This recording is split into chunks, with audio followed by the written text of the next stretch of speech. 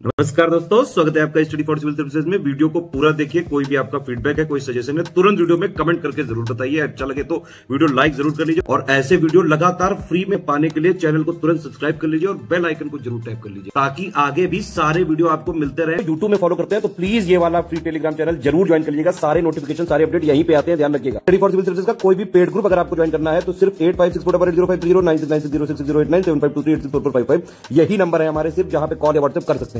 Instagram पे हमारा page जरूर फॉलो कर लीजिएगा, स्टडी फॉर सिविल .सर्विसेज है। ट्विटर पे हमको जरूर फॉलो कर लीजिएगा, @study for civils है। सारे क्वेश्चन अटेम्प्ट करिए और स्कोर अपना तुरंत कमेंट करके बताइए। दोस्तों नमस्कार, स्टडी फॉर सिविल सर्विसेज में आप सभी का स्वागत है। एपीएस की जो वैकेंसी आई हुई है उसके लिए हम अपनी जो पेड क्विज है उसको लगातार देख रहे हैं, कंटिन्यू करेंगे यहाँ पर अगला वीडियो।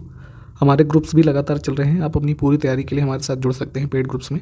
एडमिशन के लिए कॉन्टैक्ट डिटेल्स हमारे डिस्क्रिप्शन बॉक्स में इस वीडियो के दी हुई हैं, आप उस पर कॉन्टैक्ट करके एडमिशन ले सकते हैं। ठीक है, स्टार्ट करेंगे आज के फर्स्ट क्वेश्चन के साथ। आपसे पूछा गया है निम्नलिखित में से कौन सा एक जीवाश्म ईंधन नहीं है। ठीक है, फॉसिल फ्यूल नहीं है। तो यहाँ पे यूरेनियम सीधा सीधा दिख रहा है कि ये हमारा एक न्यूक्लियर फ्यूल हो सकता है। ठीक है, ये फॉसिल फ्यूल की कैटेगरी में नहीं आता है। अन्य विकल्प हमारे जीवाश्म ईंधन होते हैं। बोर्ड ऑफ कंट्रोल की स्थापना किस अधिनियम के अंतर्गत की गई थी। तो ईस्ट इंडिया कंपनी जब रूल कर रही थी तो उनके जो कह लीजिए बेटर रेगुलेशन और मैनेजमेंट के लिए एक बोर्ड ऑफ कंट्रोल का निर्माण किया गया 1784 में, जो पिट्स इंडिया एक्ट आया था। ठीक है, largest gland in human body हमें बताना है। तो मानव शरीर की सबसे बड़ी जो ग्रंथि मानी जाती है वो हमारा कौन सा है, लिवर है ना, लार्जेस्ट। ऑप्शन बी को चुनेंगे। ताजमहल का निर्माण इसमें से किसने करवाया था ये बताना है। तो आगरा में मुगल बादशाह शाहजहां के टाइम पीरियड में है ना, 1631 के अराउंड इसको कमीशन किया गया था ताजमहल को। ठीक है, और ये उनकी जो वाइफ थी मुमताज महल, उनका एक तरीके से कह सकते हैं टॉम्ब जो है ये मॉन्यूमेंट है। महात्मा गांधी राष्ट्रीय ग्रामीण रोजगार गारंटी अधिनियम, जिसको शॉर्ट फॉर्म में मनरेगा कहा जाता है। ठीक है, तो ये संसद से कब पारित हुआ था, जिसके माध्यम से आप देखते हैं ना कि 100 दिन का मिनिमम जो रोजगार है लोगों को प्रदान किया गया है भारत में। तो ये एक्ट बना था 2005 में। कुतुब मीनार जो दिल्ली सल्तनत टाइम पीरियड की एक आर्कियोलॉजिकल साइट है, कहाँ पर स्थित है। तो न्यू दिल्ली में ये स्थित है। ऑप्शन फर्स्ट को चुनेंगे, है ना। कुतुबुद्दीन ऐबक जो है टाइम पीरियड में स्टार्ट होती है और इल्तुतमिश के द्वारा है ना कंप्लीट करवाई जाती है एक तरीके से। निम्नलिखित में से किस देश की भारत के साथ सबसे लंबी स्थलीय सीमा है। तो बाउंड्री लॉन्गेस्ट देखेंगे तो सबसे जो हमारे पड़ोसी देश हैं उसमें सबसे ज़्यादा है बांग्लादेश के साथ। ठीक है, लगभग 4000 से ज़्यादा किलोमीटर की बाउंड्री है। इसकी एक शॉर्ट ट्रिक है, जो मतलब 4 सबसे बड़े बॉर्डर शेयरिंग स्टेट्स हैं 55। ठीक है, बांग्लादेश, चाइना, पाकिस्तान और नेपाल, ये क्रम ध्यान रखिएगा। सबसे बड़ा, छोटा, फिर उससे छोटा, उससे छोटा। तवा किस नदी की सहायक नदी है, हमें ये बताना है। तो ट्रिब्यूटरीज भी अक्सर पूछी जाती हैं, तो उसी में से एक तवा है मध्य भारत में। नर्मदा हमारी जो रिवर है इसकी ट्रिब्यूटरी है। निम्नलिखित में से कौन सी सदिश राशि का उदाहरण है। तो 2 प्रकार की राशि हम पढ़ते हैं, सदिश और अदिश। तो यहाँ पे डायरेक्शन और जो है मैग्नीट्यूड और दोनों होते हैं, यानी कि कह सकते हैं हम कि डायरेक्शन और मैग्नीट्यूड वाली जो होती है कौन सी, वेक्टर क्वांटिटी यानी सदिश राशि। और जिसमें क्या नाम है, हमारा डायरेक्शन नहीं होगा वो हमारी अदिश राशि हो जाएगी। तो यहाँ पे डिस्प्लेसमेंट, वेलोसिटी, फोर्स, ये हमारे वेक्टर क्वांटिटी के एग्जांपल हैं। आयतन यानी कि जो वॉल्यूम है ये हमारा अदिश राशि होती है। ठीक,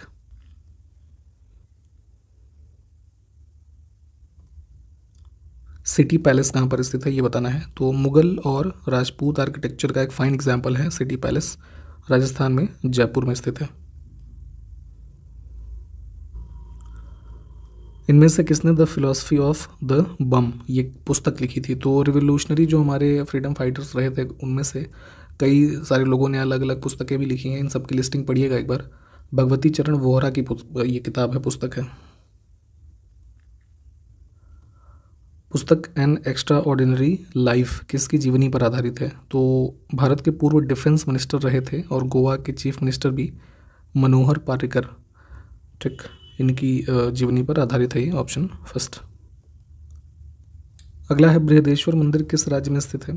तो जो है अराउंड 1010 AD में चोल किंग्स के द्वारा इसको बनवाया गया तंजावुर तमिलनाडु में, ठीक है। ऑप्शन फर्स्ट को चुनेंगे। और इसके बारे में एक फैक्ट ये ध्यान रख सकते हैं आप कि ये ऐसा पहला मंदिर था which was made by granite, ठीक।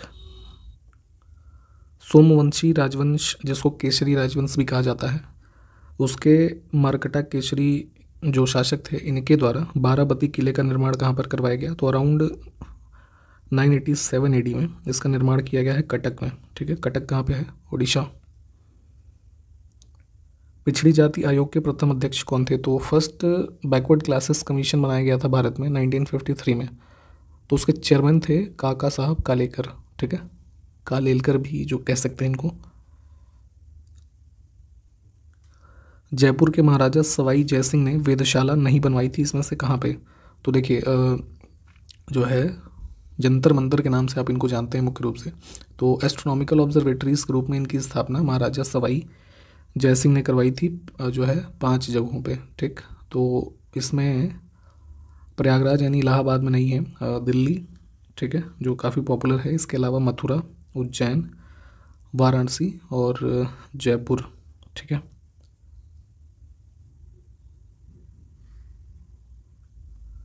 निज़ामुद्दीन औलिया का मकबरा कहाँ पर स्थित है ये बताना है हमें। तो ये है दिल्ली में, ऑप्शन सी। प्रमुख सूफी संत थे ये निज़ामुद्दीन औलिया, इनके बारे में थोड़ा पढ़ सकते हैं आप। बौद्ध परिषद के 4 बैठक स्थलों को सही कालानुक्रमिक क्रम में व्यवस्थित कीजिए। तो देखिए 4 बुद्धिस्ट काउंसिल आयोजित होती हैं अलग अलग स्थानों पे अलग अलग वर्षों में, ठीक। तो सबसे पहली होती है 483 BC के अराउंड, ठीक है, राजगृह में, ठीक। तो 2 नंबर को हम पहले चुनेंगे। फिर लगभग 100 सालों के बाद जो है वैशाली में होती है, तो पहला आ जाएगा यहाँ पे। फिर जो है करीब 250 BC के अंतर्गत पाटलिपुत्र में आयोजित हुई, तो 3 ये हो गया। और सबसे लास्ट में कुंडलवन कश्मीर में, ठीक है, 1st AD के आसपास के टाइम पीरियड में। तो ये हो गया ऑप्शन कौन सा हमारा? डी वाला।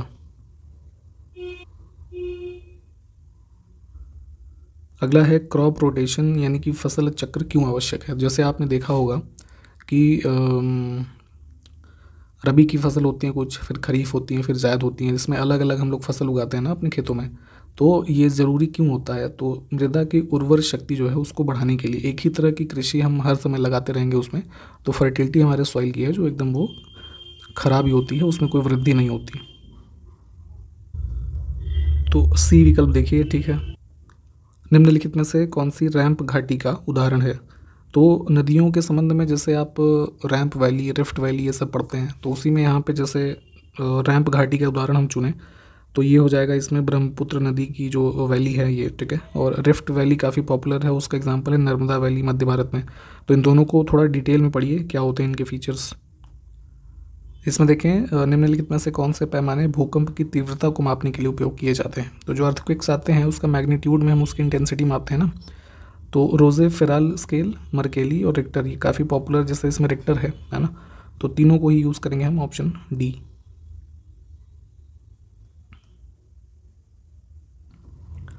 अपनी मधुरा विजय कृति में अपने पति के विजय अभियानों का वर्णन करने वाली कवित्री कौन थी, इसमें ये बताना है। तो साउथ इंडिया में विजयनगर डायनेस्टी में आप देखेंगे तो बुक्का जो थे, है ना, बुक्का, हरिहर और बुक्का के बारे में आपने पढ़ा होगा ना, फाउंडर्स जो थे। तो बुक्का के पुत्र थे कुमार कंपन, ठीक है। तो उनकी पत्नी थी ये गंगा देवी। तो इन्होंने ही उनके जो ये कुछ मदुरई या मथुरा से जो विक्टोरियस इवेंट्स थे उसके बारे में रचनाएं की थी। तो वही चीज़ें यहाँ पे पूछी गई थी। तो इसमें हम बी को चुनेंगे। चाहिए तो थोड़ा डिटेल में पढ़ लीजिएगा इसको। कृष्णदेव राय ने किस नगर की स्थापना की थी ये बताना है। तो तुलुव डायनेस्टी से संबंधित कृष्णदेव राय काफ़ी पॉपुलर रूलर हुए। तो उन्होंने अपनी जो मदर थी, इनका नाम था नगला देवी, तो उन्हीं के मेमोरी में, ठीक है, यहाँ पे नागलपुर नामक जो है इसको नगर को स्थापित किया था।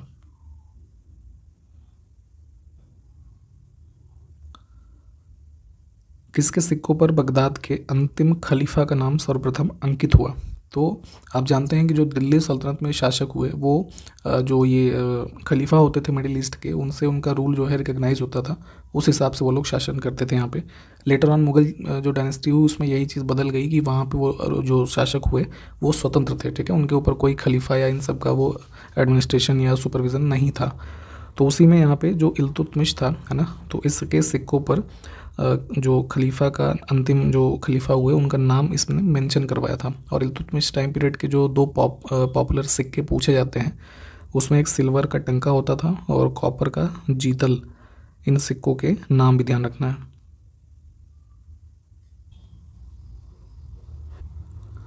अमीर खुसरो ने किसके विकास में अग्रगामी की भूमिका निभाई? तो अभी जिस भाषा में हम लोग कम्युनिकेट कर रहे हैं इस वीडियो में, खड़ी बोली, खड़ी हिंदी बोली, तो इसके डेवलपमेंट में काफ़ी रोल जो ये सल्तनत पीरियड के फेमस पोइट हुए अमीर खुसरो, इन्होंने योगदान दिया।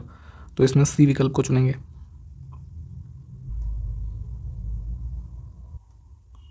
जौनपुर शहर की स्थापना किसकी स्मृति में किया गया था? तो सल्तनत पीरियड में ही फिरोज शाह तुगलक ने जौनपुर सिटी जो है इसको कह लीजिए फाउंड किया। अपने कज़िन जो कौन था, मोहम्मद बिन तुगलक, इसको अन्य किस नाम से हम जानते हैं, जौना खान, ठीक। तो इसकी स्मृति में इसने इसको स्थापित किया था। विकल्प बी। फंडामेंटल ड्यूटीज़ के बारे में आप पढ़ते हैं, इनकी कुल संख्या है 11। तो 42nd अमेंडमेंट के माध्यम से इसको कॉन्स्टिट्यूशन में इंसर्ट किया गया आर्टिकल 51A में। तो इसकी रिकमेंडेशन किस कमेटी ने की थी? तो सरदार स्वर्ण सिंह कमेटी जो है, ऑप्शन फर्स्ट को चुनेंगे हम। भारत के संविधान में वर्णित नीति निर्देशक तत्वों के सुमेलित युग्म की पहचान करें। तो DPSP हमारे संविधान में भाग 4 में है, आर्टिकल 36 से 51 के मध्य। उसमें देखते हैं समान न्याय और निःशुल्क विधिक सहायता, ये 42 में नहीं है, ये जो है फ्री लीगल एड वाला आर्टिकल हमारा है 39A। फिर है कृषि और पशुपालन का संगठन, है ना, ये हमारा है आर्टिकल 48। ग्राम पंचायतों का संगठन आर्टिकल 40 में है, ठीक है। और पुरुषों और स्त्रियों दोनों का समान कार्य के लिए समान वेतन का होना, इसकी इंश्योर करने के लिए जो गाइडलाइन है ये आर्टिकल 39 में है, ये वाला ठीक है।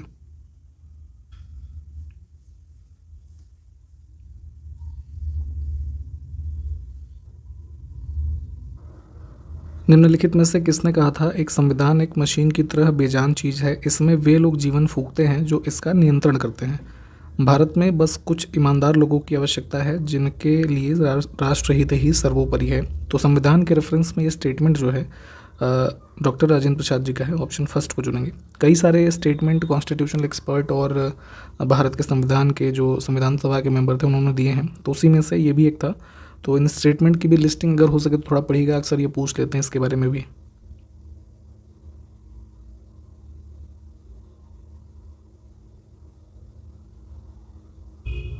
सूचना के अधिकार अधिनियम यानी कि जो RTI एक्ट है ना, राइट टू इन्फॉर्मेशन 2005 का, तो इसके उद्देश्यों के संबंध में कौन सा कथन इसमें जो है सही नहीं है? तो RTI का उद्देश्य सरकार के कार्यकरण में पारदर्शिता और उत्तरदायित्व को बढ़ाना, सबसे जो मेजर ऑब्जेक्टिव इसका यही है। और लोकतंत्र को ऐसा बनाना ताकि वह वास्तव में लोगों के लिए काम करे। ट्रांसपेरेंट सिस्टम होगा तो चीज़ें ठीक रहेंगी। नागरिकों को सशक्त बनाना, ये भी हमारा हो सकता है, लेकिन यहाँ पे समाज की महिलाओं एवं कमज़ोर वर्गों को सशक्त करने के लिए काम करना, ये RTI एक्ट का काम नहीं है, ठीक है। इसके लिए अन्य अदर प्रोविजंस हमारे एग्जिस्ट करते हैं, तो ये ऑड हो जाएगा।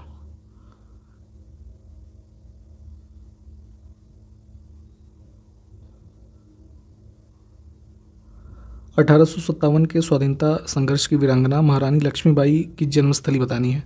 तो रानी लक्ष्मीबाई का जन्म हुआ था बनारस में, यानी कि वाराणसी में, ठीक है। 1857 की क्रांति में काफ़ी इनका लीडिंग रोल रहा झांसी के रीजन से। और एक क्वेश्चन ये पूछते हैं कि इनकी जो समाधि है ना या ब्यूरियल प्लेस कहाँ पे है, तो मध्य प्रदेश के ग्वालियर में है।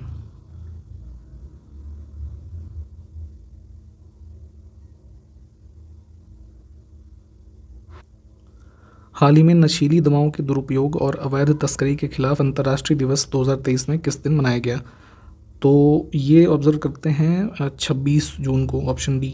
डेट याद रख सकते हैं आप यहाँ पे। और ड्रग अब्यूज़ को जो है और इलीगल ट्रैफिकिंग को रोकने के लिए इंटरनेशनल डे। हाल ही में वैश्विक खाद्य नीति रिपोर्ट 2023 किस संस्था के द्वारा जारी की गई? तो यहाँ पे ग्लोबल फूड पॉलिसी रिपोर्ट एक टाइटल से रिपोर्ट आई थी, जो है international food policy research institute के द्वारा ही, ठीक है। ऑप्शन बी को चुनेंगे इसमें। हाल ही में प्रधानमंत्री मोदी को किस देश ने अपने सर्वोच्च राजकीय सम्मान ऑर्डर ऑफ द नाइल से सम्मानित किया? तो जैसे भारत में सबसे हाईएस्ट हमारा सिविलियन ऑनर है भारत रत्न, तो वैसे ही इजिप्ट यानी मिस्र का सबसे हाईएस्ट है ऑर्डर ऑफ नाइल, ये दिया गया था मोदी जी को। Option D.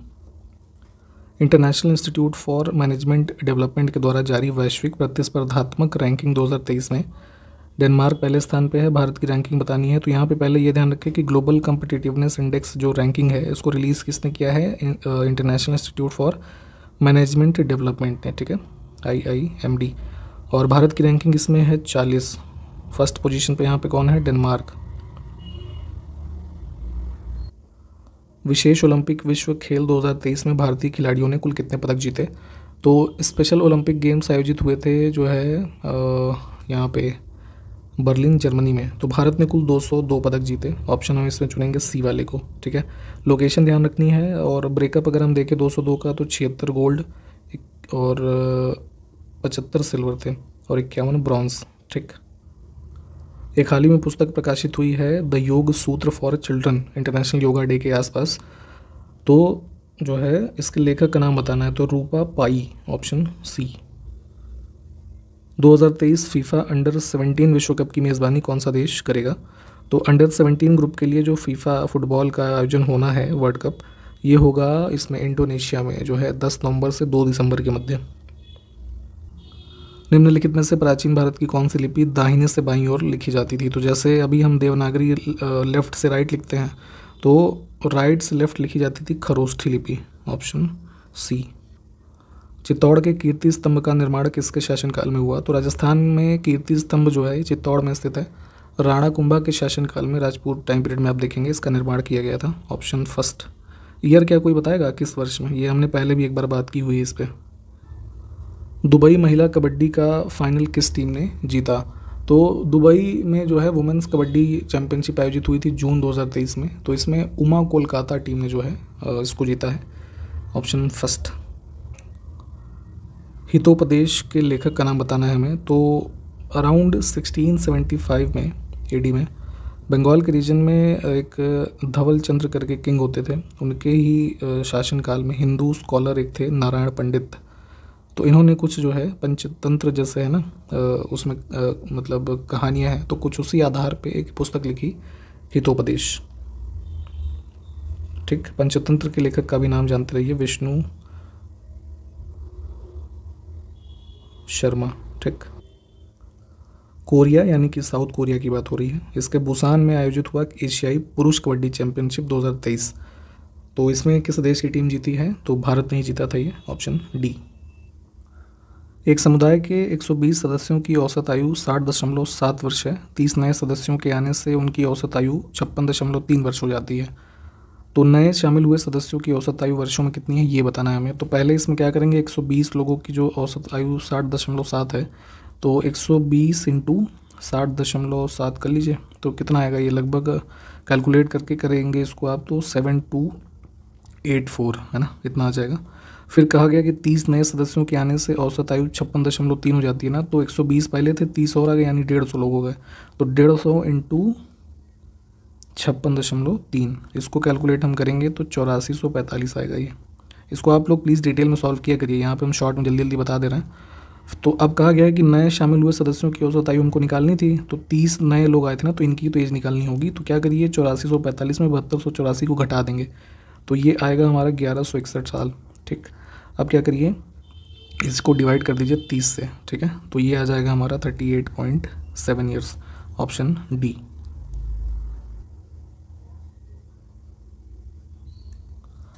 एक वर्ष के चक्रवृद्धि ब्याज तथा एक वर्ष के साधारण ब्याज में किसी निश्चित राशि को उधार देने पर 8% की वार्षिक दर पर अर्धवार्षिक संयोजन से 64 रुपये का अंतर आता है। यानी कि साधारण ब्याज और चक्रवृद्धि ब्याज में जो है 64 रुपये का अंतर है, तो वो धनराशि कितनी है हमें ये निकालना है। तो इसके लिए हम जो है डिफरेंस निकालना है ना, तो क्या कर सकते हैं, इसको कर लीजिए P/100T, ठीक है। तो 64 इक्वल्स टू यहाँ पे 8% की वार्षिक दर अर्धवार्षिक संयोजन यानी कि 4 हो जाएगा ना, 4/100 और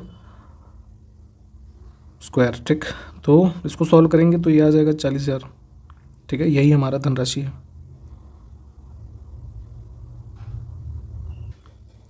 एक हमारे पास एक क्वेश्चन है और उसमें 2 नंबर को इंटरचेंज करके हमको निकालना है, मतलब कौन से 2 नंबर को चेंज करें कि 16 आ जाए इसका हमारा उत्तर है ना। तो इसमें यहाँ पे 5 और 3 को आपस में हम इंटरचेंज करेंगे। आप इसको सॉल्व करके देख लीजिएगा, 16 आ जाएगा आंसर। ए एक कार्य को 20 दिनों में पूरा कर सकता है, बी उसी कार्य को 25 दिनों में पूरा कर सकता है। यदि दोनों मिलकर कार्य करें तो 3 दिनों में कुल कार्य का कितना प्रतिशत कार्य पूरा होगा। ठीक है, प्रतिशत में अगर पूछा गया है तो कोई नहीं, सॉल्व करते हैं। ए और बी, तो ए कार्य कर रहा है पूरा 20 दिनों में, बी कर रहा है 25 दिनों में। ठीक है, तो एफिशिएंसी इनकी निकाल लेंगे। इसका एलसीएम हो जाएगा 100, 20 पंजे 100, 25 100 के 100। ठीक है, तो 5 और 4 इनकी आ गई एफिशिएंसी। अब कह रहा है कि जो है आगे देखें तो अब 3 दिनों में कुल कार्य, चलिए कितना हो जाएगा, 5 + 4 की एफिशिएंसी से ना, तो एक दिन में 9 काम, तो 3 दिन में कितना हो गया 27। तो 100 काम था हमारा कुल, तो 2700 का 27% ही तो है, तो 27 को चुनेंगे, ऑप्शन ए। यदि 50% तथा 10% की 2 क्रमिक छूट दी जाती है तो निवल यानी कि नेट छूट प्रतिशत में कितनी होगी। तो किसी राशि पे 50% और 10%, मान लीजिए हमारी राशि है 100 रुपये, 100 पे हमने पहले 50% का डिस्काउंट दिया है, तो 100 का 50% कितना होता है 50, तो हमारा नंबर कितना बच गया 50। ठीक है, अब 50 पे भी हमने कितना डिस्काउंट दिया 10% का, तो 50 का 10% कितना होता है 5। ठीक है, तो पहले 50 दे दिया था, फिर 5 और दे दिया, तो 55% का हमारा नेट डिस्काउंट हो गया। ठीक है, ऑप्शन बी। तो इसी के साथ ये वीडियो यहाँ पे कंप्लीट हो गया है। इसके आगे से अगले वीडियो में देखेंगे। जो क्वेश्चंस पूछे होंगे मैंने, प्लीज़ कमेंट करके बताइएगा, हमारा भी इससे उत्साहवर्धन होता है। ठीक है, तो मिलते हैं अगले वीडियो में, तब तक के लिए नमस्कार, जय हिंद।